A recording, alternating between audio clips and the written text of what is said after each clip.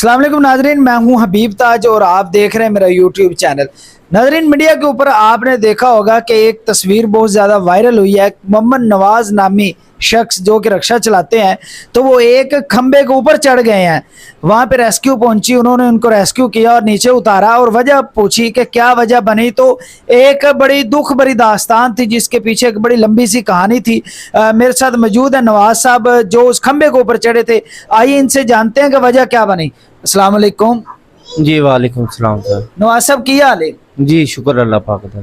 अच्छा सर, ने पहले मैंने ये दसो कि खंबे ते चढ़ने की जरूरत पई?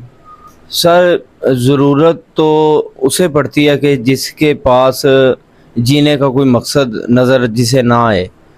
तो मेरे हालात कुछ बहुत ज़्यादा ऐसे थे कि जो मुझे ना जीने पे मजबूर कर रहे थे, क्योंकि मैं अकेला था, मैं पाकिस्तानी हूँ, मैं शहरी हूँ। तो मैं बड़ी मुश्किल से अपने आप को कवर कर रहा था, लेकिन वो इस दफ़ा ऐसा हो गया कि मैं मजबूरन मुझे वो प्लेटफॉर्म जो जिस पे मैं खड़ा था वो मुझे चूज़ करना पड़ा। अच्छा, हमने देखा है कि आप वहां पे खड़े हुए थे, तो फिर वहां पे क्या वजह बनी थी कि जो आप अचानक खंबे के ऊपर चढ़ गए? सर एक्चुअली बात ये थी कि मेरे घर के हालात का बहुत ज़्यादा इसमें मसला है। तो वो मेरे जो हालात थे घर के, नाचाकी भी थोड़ी सी हो रही थी, जो हफ्ता भर हो गया था, क्योंकि मैंने कर्ज़ा लोगों से लिया, रिक्शा भी लिया किस्तों पे, लोन भी लिया रिक्शा लेने के लिए। तो मैंने अपने घर के वो जो किस्तें थी वो भी देनी थी। तो वो यकदम ऐसे मेरे ऊपर बर्डन एक महीने के बाद आ जाता था। जो तो दूसरा जो मैं रिक्शा चलाता था वो ज़्यादा ख़राब होता था। तो वो कहने का ये मकसद है, या मैं रिक्शा सही कराऊं या मैं घर को खर्चा दूं। तो जो ऊपर मेरे कर्ज था ना वो तो उतरता ही नहीं था। तो वो खर्चा भी घर नहीं आना। तो वो मेरी बीवी मुझसे बोलती थी, तो मेरे बच्चे भूखे। एक एक टाइम कभी कभी ऐसा होता था 2 टाइम मेरे बच्चों को खाना, मैं किसको बताऊं। तो वो इस तरीके से बड़ा मुश्किल वो हो रहा था। तो वो नहीं, आपने ये सोचा था कि अगर आप चले जाते, अल्लाह ना करे, आप वहां पे से छलांग नीचे लगा देते, आपकी बीवी का, आपके बच्चों का क्या बनता? सर वो मैंने बहुत बहुत सोचा, लेकिन मेरे पास अभी लोग अभी मुझे कह रहे हैं, ये बात कह रहे हैं, यार अब मुझे बता, आप हमें बता देते, आप हमें बता देते। और सर मैं अब मैंने बताया तो कोई मेरा साथ नहीं दे रहा। मतलब अभी तक भी किसी ने आपका किसी साथ ने साथ नहीं दिया। मैं अब चले नीचे आ गया हूँ, अभी भी मैं उसी जगह पे खड़ा हूँ। तो रेस्क्यू वालों ने आपको उतारा, आप वहां पे कितनी देर ऊपर रहे हैं? सर तकरीबन कोई 4-5 घंटे। तो वो कैसे किसी को पता चला कि आप खंबे के ऊपर चढ़ गए हैं? सर एक्चुअली मैं जब वहाँ से घर से निकला तो मेरा बेटा मुझे कह रहा था, माँ को भी कह रहा था कि माँ मैं नानू के घर जाना है, मैंने नानू के घर जाना है।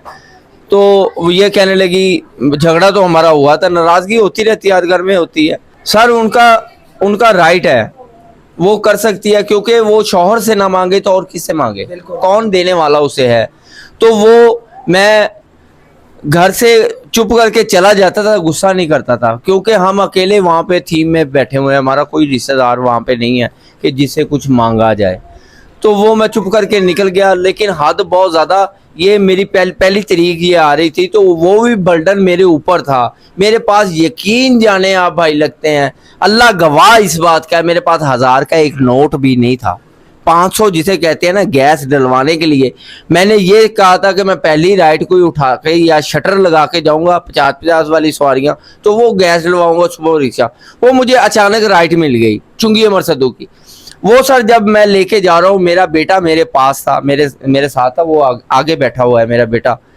तो वो राइट मैंने उतारी, जब मैं पीछे उसे टर्न किया, छोड़ा, फिर मैं ये सोच रहा हूँ कि मुझे और राइट मिले, करीब की मिल जाए तो मैं इसे छोड़ के उसके बाद न्यूट्रल होकर चलाऊंगा। बस इतना थोड़ा सा आगे गया हूँ, मेरा रिक्शा बंद हो गया। तो वो रिक्शा बंद होने की वजह से वो उसका जो वो सल्फ है ना, अगर आप इजाज़त दें मैं अभी भी आपको वो दिखा दूंगा कि मेरी तारें बिखरी हुई हैं। वो मैंने वायर जमा करके, तो वो सल्फ अलहदा करके मैंने तारें डायरेक्ट करके स्टार्ट किया रिक्शा। तो वो जब मैकेनिक को बताया तो मैकेनिक कह रहा है जी 1200-1300 रुपया लगेगा। मेरे पास तो 600 रुपया था वो राइड का। इतना मैं पागल हो गया, मैं कहा यहाँ से रिक्शा पे मैं लेके कैसे, मैं तो फंस गया ना वहां पे। मैं इतना पागल, बहुत मुश्किल से रिक्शा स्टार्ट किया। तो मैंने जिस पुल पे मैं चढ़ा वहां पे मैंने वॉशरूम मुझे आया तो वो किया। तो मैं यकीन जाने अपने बेटे को मैंने नहीं बताया कि मैं क्या करने लगा हूं। मैं सारे रास्ते सोचता हूँ मैं क्या करूं, मैं ना मेरे पास पैसा, पहले मैं झगड़ा करके आया हूँ, इतना कर्जा मेरे ऊपर, इतना बर्डन दिमाग में, यकीन जाने अल्लाह गवाह इस बात का, मैं पागल था। आप आए हैं ना, आपने मुझे कुछ नहीं बताया कि हमने ये पूछना है। हाँ। पर पूछा कि हमने ये आपने ये बताना है, नहीं आपने पूछा। मैं सबको यही बात, क्योंकि मुझे पता है मेरे ऊपर बीती है और अभी तक बीत रही है, तो वो मैंने नहीं बताया। मैंने ऐसे किया और अंदर मैंने दो उसके पिलर थे ना, यानी कि वो ऊपर चढ़ गया। मेरा बेटे ने तीसरे पे मुझे शायद देखा, पापा ये क्या कर रहे हो। मैंने कहा कि तू घर चला जा, मैंने नहीं आना। पापा नीचे आओ, पापा नीचे आओ, पापा नीचे आओ। मैंने कहा मैंने आने नहीं, तू चला जा। उस टाइम तो कोई मीडिया नहीं थी, कोई कुछ नहीं था। अल्लाह गवाह इस बात का, मैंने गाली भी से निकाली कि तू चला जा। मैं ऊपर चढ़ता गया, वो लोग नीचे जमा होकर देखने लगे क्या हुआ है। वो मेरा पापा ऊपर चढ़ गया। मेरा पापा जब बच्चे ने शोर करना शोर किया, मोटरसाइकिल रुकी, ऐसा ऐसा गाड़ियां रुकी, तो वो मैं ऊपर चढ़ता वो रोड ब्लॉक हो गई। मैंने बस सर उस वक्त मुझे पता चला है कि जब मैं टॉप पे चला गया था। मतलब इतना ज्यादा सफर किया पता ही नहीं है, पता नहीं था, स्ट्रेस में इतने ज्यादा थे कि बस चले गए। मुझे इल्म ही नहीं था। उसके बाद जब मैं नीचे देखा, इसकी आवाज ऊपर नहीं आ रही थी, और आपको लोग नजर आ रहे थे कि लोग नजर आ रहे थे, मुझे क्लियर नजर आ रहे थे, लेकिन क्लियरली छोटे छोटे जैसे होता है, इतनी हाइट थी उसकी। तो इनकी आवाज ऐसे बहुत ब्रीक सी आ रही थी। ये रो रहा है, लोगों को कह रहा है, लोग ऐसे इसका बाजू पकड़ के इधर आओ, इधर ना बच्चे चुप करो, कौन है, क्या हुआ, ये बता रहा है कि पता नहीं क्या कर रहा है। वो पुलिस वाले फिर रेस्क्यू नहीं, पहले पुलिस आई थी। पुलिस ने सबसे पहले उन्होंने इसे पकड़ा, इससे पूछा कि क्या मसला क्या है।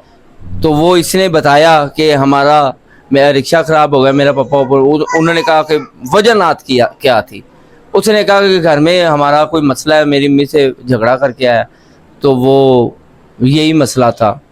अभी आप मुझे ये बताएं कि कुछ मदद वगैरह की गई या फिर आज की क्या मसरूफियत थी, किसके साथ मुलाकात हुई? सर मैं वही उसी बात पे आ रहा हूँ। तो वो जब सारे आ गए, रेस्क्यू भी आ गई, फाइनल बात पे आते हैं, रेस्क्यू भी आ गई, हर चीज़ आ गई। फिर रेस्क्यू ऊपर, उन्होंने लिफ्ट के साथ ऊपर आए, मेरे बराबर आए। मैंने कहा मीडिया बुला के लाए, मीडिया को। वो मीडिया ऊपर आई, लेकिन वो मेरी बात उन्होंने करवाई के साथ रफीक साहब से, वो उनके वजीर दाखिला है, पता नहीं क्या है।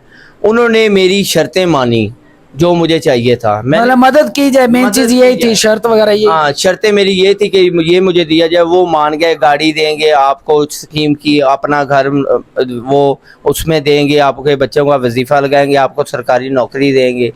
तो वो यानी कि ये करके 5 लाख रुपया तुम्हारा कर्ज है वो अदा करेंगे। मैंने कहा मुझे और कुछ नहीं चाहिए। ठीक है, अब वो नीचे आ गए। ठीक है, वो जब नीचे आए, पुलिस वालों ने मुझे पकड़ा और गाड़ी में डाला और वो ले गए। अच्छा।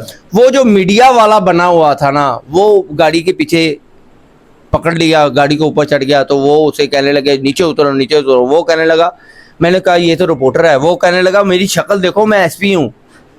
वो एसपी था, आपने भी देखा होगा, जो टाई बांधी हुई है वो एसपी है वहाँ का, मॉडल टाउन का।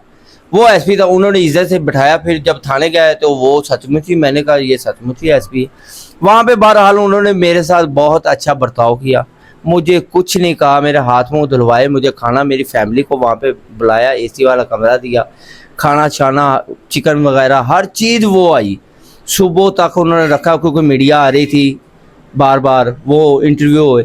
बस उसके बाद सर वो मैं सुबह आ गया। उसके बाद मुझे कोई किसी ने पूछा नहीं कि भाई तू ऊपर चढ़ा हुआ था, तुम्हारी क्या वजह थी और तेरे साथ क्या बर्ताव करना चाहिए, और तुम्हारी ज़रूरत क्या है। लेकिन मैं मीडिया पे बहुत ज़्यादा जगह पे ये देख रहा हूँ कि वो कह रहे हैं कि नवाज को 35,000 रुपया 35 लाख मिल गया, उसको सरकारी नौकरी भी मिल गई, कोई कह रहे हैं उसको गाड़ी भी दी गई है। आपने भी शायद सुना होगा। मुझे भाई कुछ नहीं मिला, मुझे कोई चीज़ नहीं दी गई, अभी तक मुझे किसी ने पूछा नहीं। हाँ, रेस्क्यू वाले उनकी मेहरबानी है, पंजाब पुलिस की भी मैं मेहरबानी कहूँगा। और कई जगह पे ये भी कहा कि ट्रैफिक पुलिस ने इनके ऊपर 2000 का चालान नहीं हुआ था। मेरा मसला जो था वो क्लियर था।